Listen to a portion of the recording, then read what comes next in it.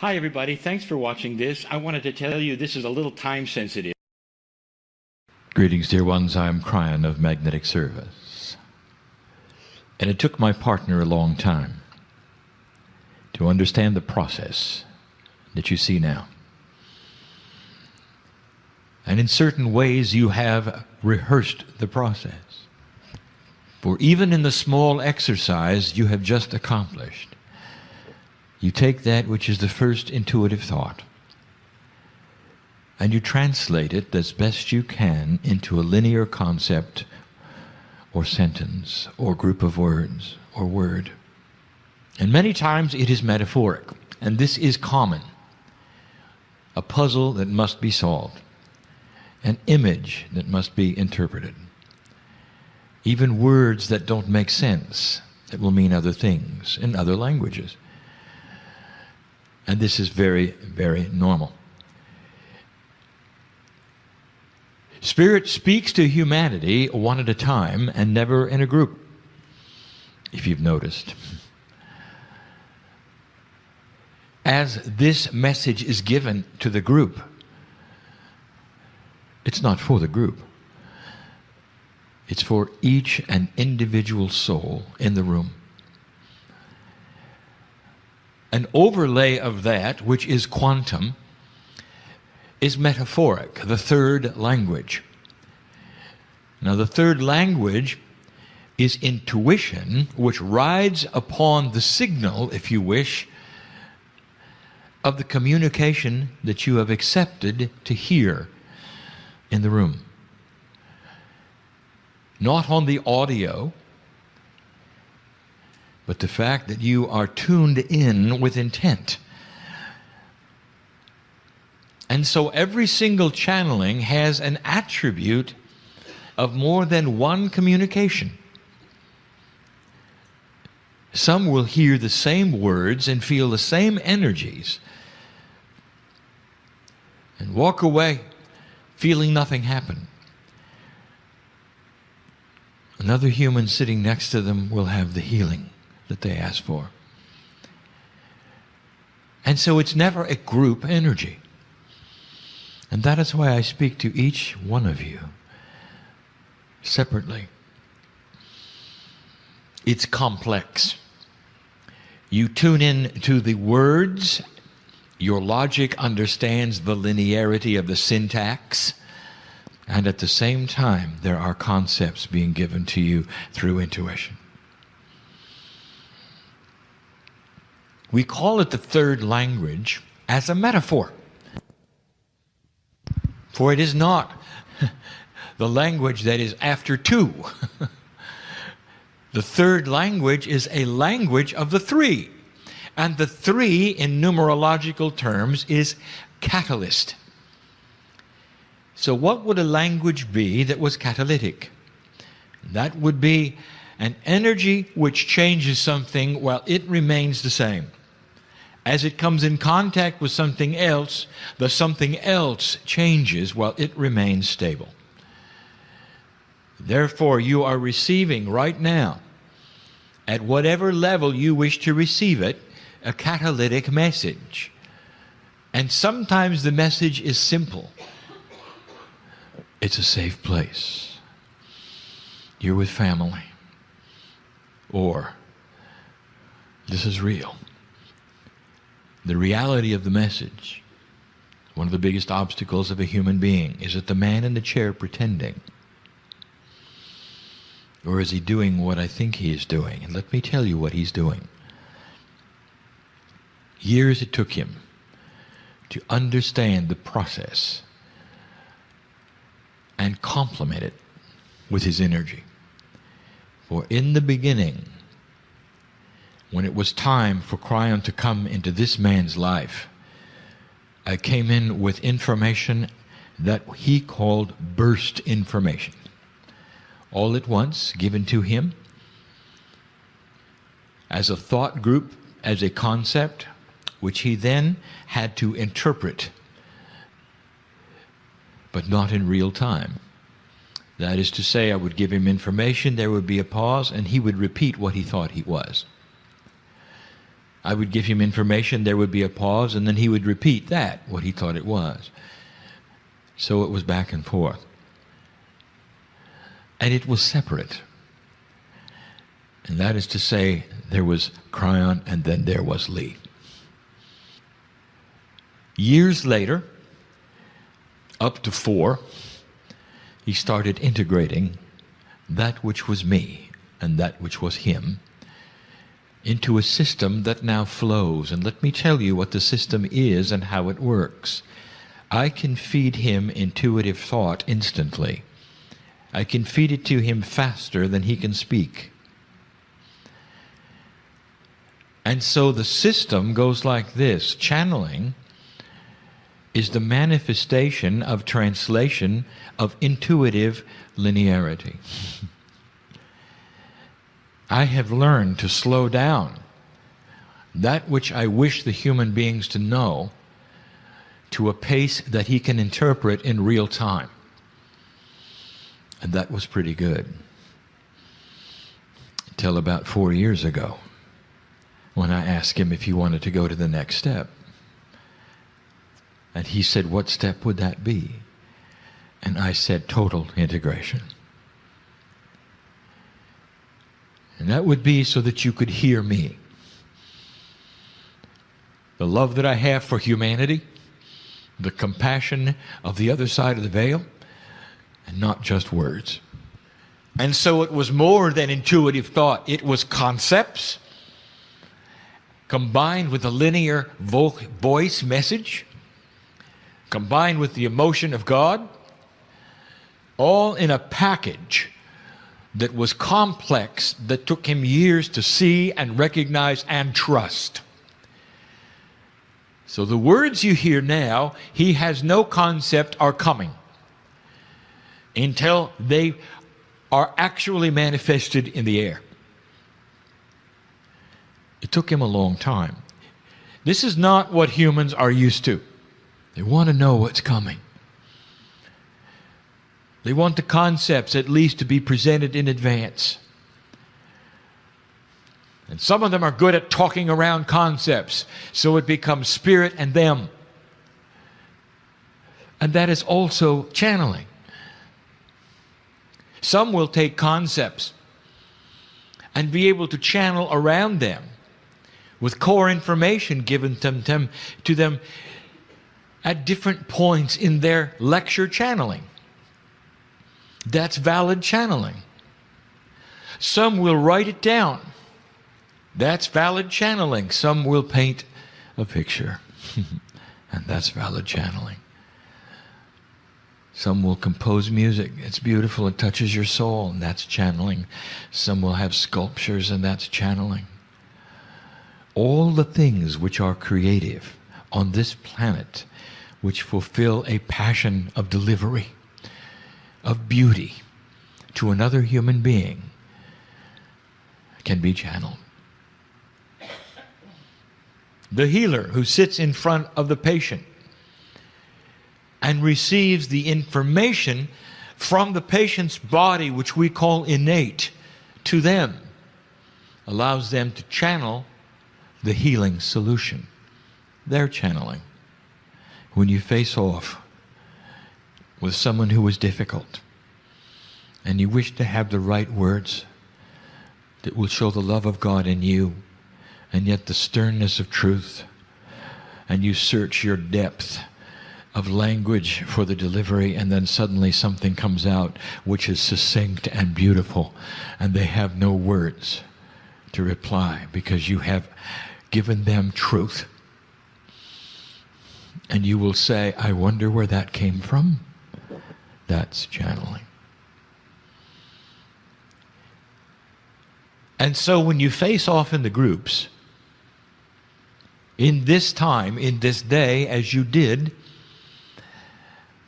and you ask for a message for perhaps not only yourself, but for the others that you do not know, this exercise tests that which you feel uncomfortable with.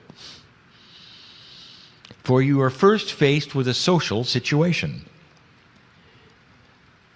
What if I can't think of anything, you say?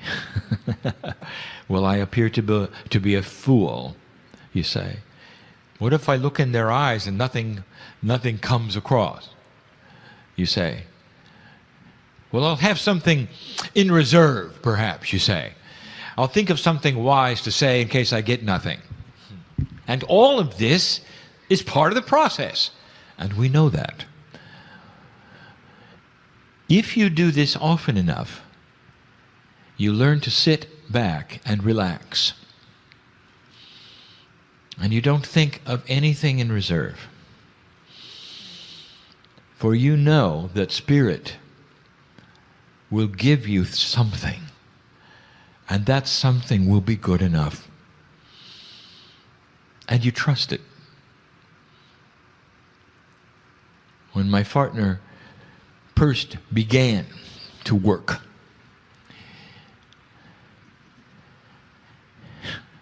he had concerns. What if he gathered an auditorium full of people and I did not show up? You don't think that occurred? What would he have in reserve? And he had to walk through this. And I let him. I let him think about it and worry about it until we integrated. And the best thing that ever happened to him is when he let go. When he let go of the concern, the worry, the embarrassment, the social necessity of survival, not to look bad. And that's when the intuition flew in. And that's when the portal opened up. That's when the pipeline gets bigger. Now I'm going to give you a little bit of the process of where it comes from.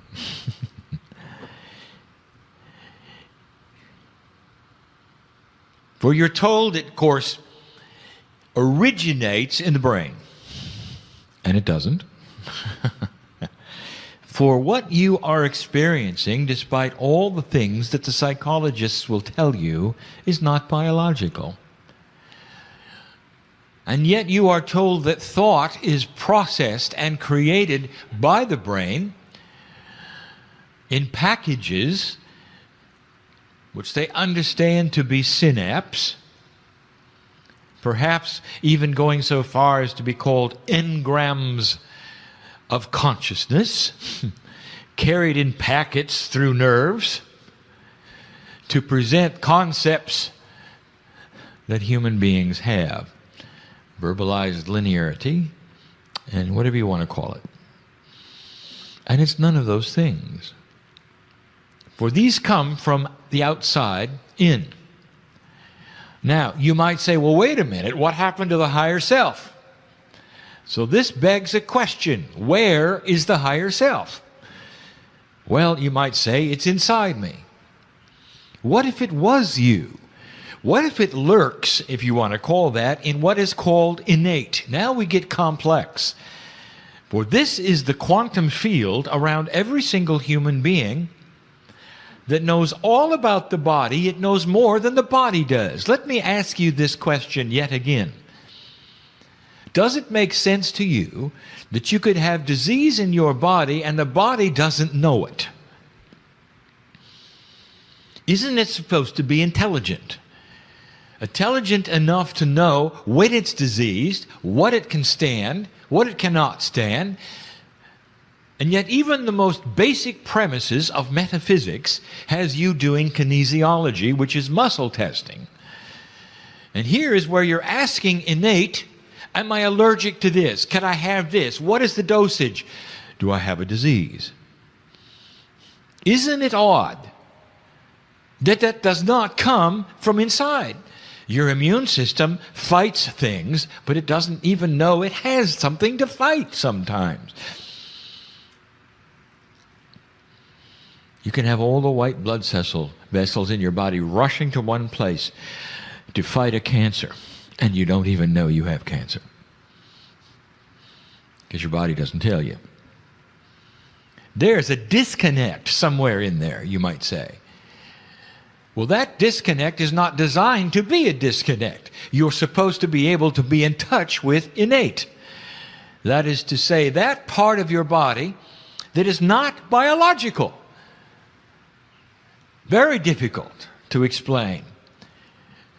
Now it's integrated, but what good does it do to have integration when the innate is in the other room with the door shut? So what you're asking for is a full body experience to open the door and know the things that innate knows.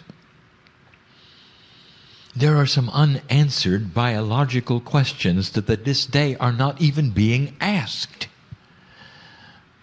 100 trillion molecules of DNA are identical in your body. Your big toe has the same DNA as the top of your head. It's not like your cellular structure, which knows whether it's a kidney or a fingernail. Your DNA is identical all over your body. There is a process where it communicates 100 trillion times, a quantity that communicates with itself and knows all about you. That's the DNA that we speak of. And in that there is consciousness. It's innate. You might say there's another you in there that you'd like to get in touch with. And you'd be right. We've spoken of the divine parts of you. And this is the intuitive generator. Innate is quantum. The field around you and your DNA is quantum. And that is to say, it is actually in a multi-dimensional state. Human intuition is that innate which often speaks to you when you least expect it. Channeling is tuning into it to the degree where innate is always working and becomes linear. Do you have help? Oh, yes. And this is the hardest thing we have ever taught. You want to think you have guides and angels. Well, go ahead and think it, if it makes you happy. Go ahead and name them, if it makes you happy. Go ahead and count them, if it makes you happy. For human beings need to often linearize quantum concepts in order for it to fall into an order where they can appreciate it and use it and understand it. The truth of the matter is, you cannot name them and you cannot count them. This is very difficult. We told you at one time, in the lineage of Kryon teaching, that you had 3 guides. That is a metaphor. Just like the third language is a metaphor. It's about the 3. Have you noticed the packages of 3 which are divine?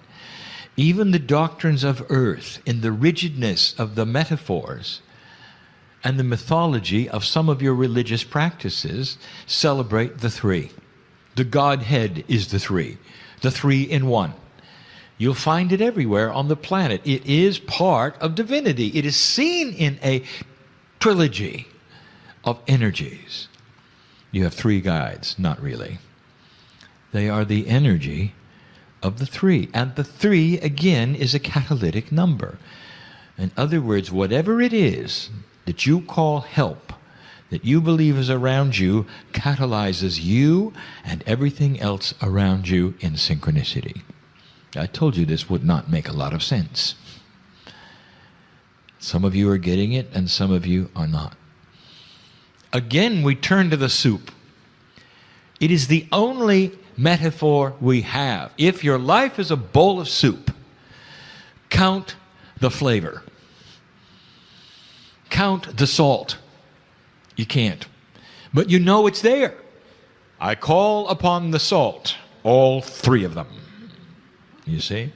I call upon the flavor, which I happens to know are named Joe, Henry, and Mildred. And they're not, and you can't. Count love for me. How many loves do you have for your children? Do you see what I'm saying? Can you understand the concept? Is it too etheric for you? Or do you really need to see their faces? And if you could, what would they look like? What does the face of God look like? And I will again tell you this, if you could see their faces, it would be so confusing, because your face is theirs. And you would see you 3 times. The higher self is in every molecule of the soup. It is part of innate. Doesn't reside in your heart or your brain.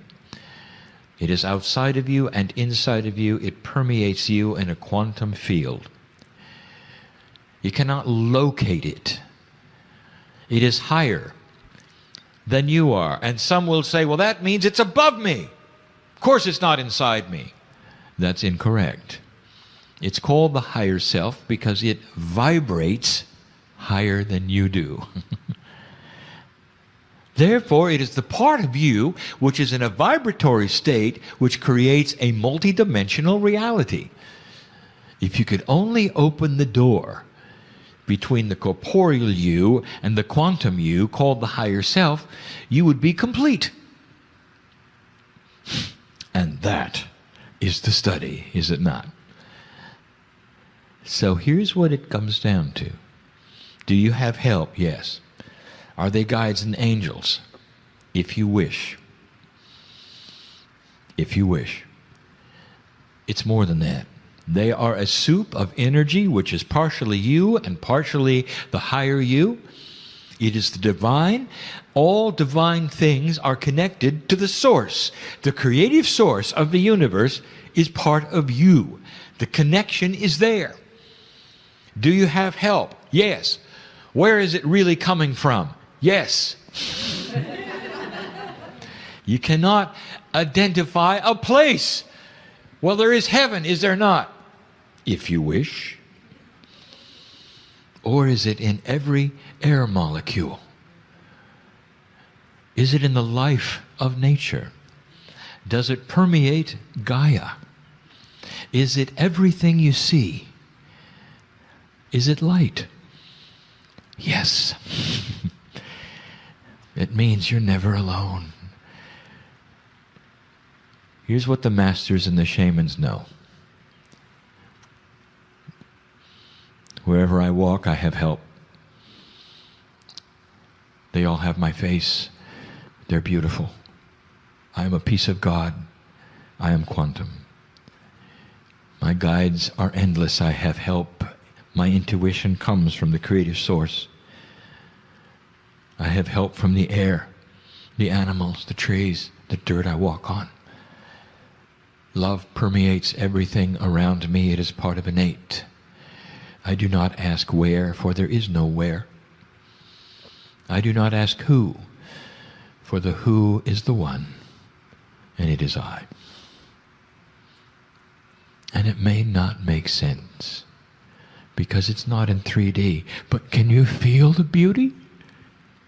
Can you feel the compassion which created it? Most of all, can you feel it in you and use it? And that is the invitation.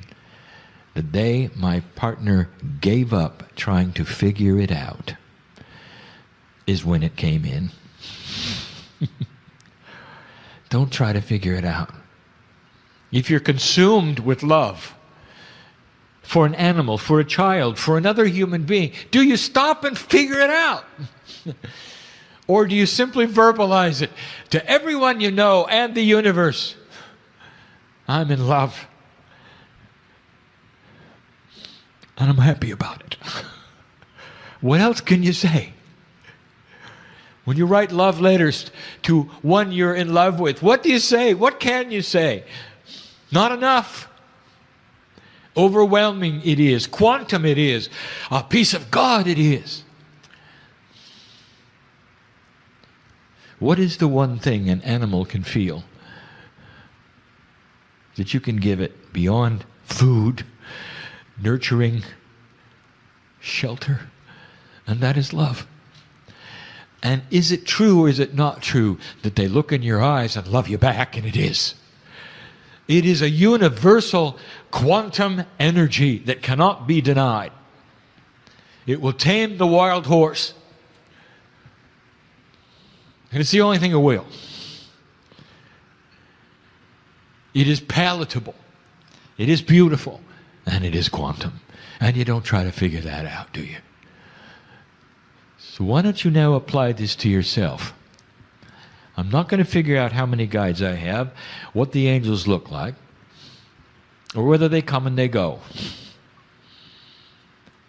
I am connected to Spirit in a way where I never have to do that. Here's what my partner knows. As long as he keeps this portal clean, as long as he lives, when he sits in the chair, I'll be there. That's what he knows. And now before he channels, he doesn't worry about what it's going to be like, how long it's going to last, what the subject might be, or whether I'll be there. Do you see that? So the exercise you just did shows some things to you. I know who's here. I know what the thought processes are. Let it go. Best thing you can do before opening your mouth to another person where you have to say something succinct, correct, proper, beautiful, is to empty your mind of everything you might say. And then say whatever it is that comes to you. And that takes trust and faith, and that will be innate talking. A full body experience linked to your consciousness that will make a difference in your life. It's an advanced teaching for an advanced group who will sit in chairs today and ask the hard questions. And so what is it you'll do next? I hope you practice it. You're going to find something when you do. It works. A whole nother kind of thinking, a whole nother language. Trust. Don't try to figure it out. Just know you're never alone. And so it is.